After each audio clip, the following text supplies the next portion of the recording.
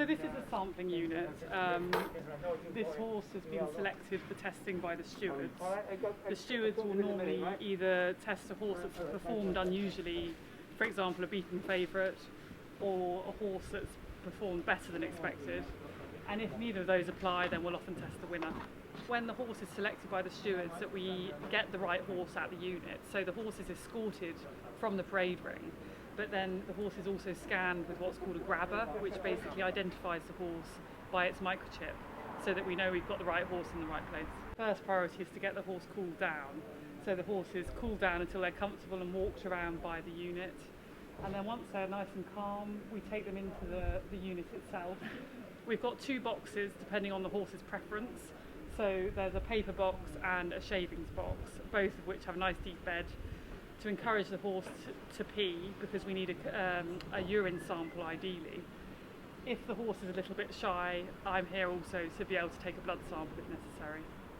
So why do you need a urine or blood sample?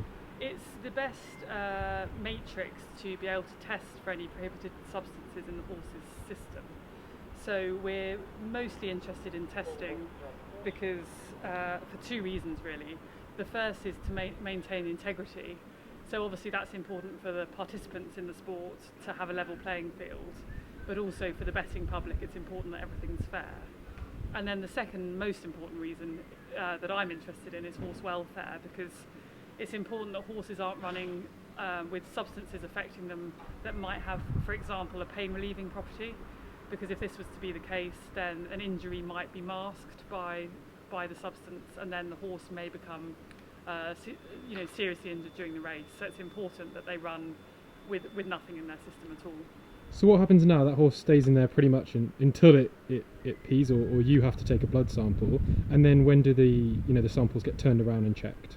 So the horse will stay in for around half an hour, and if they're not peeing, then I'll take the blood sample. Then the samples are all packaged up in a sterile fashion so they can't be contaminated, and they're taken to the laboratory tonight or in the morning, and then the results take a couple of days to come through to us.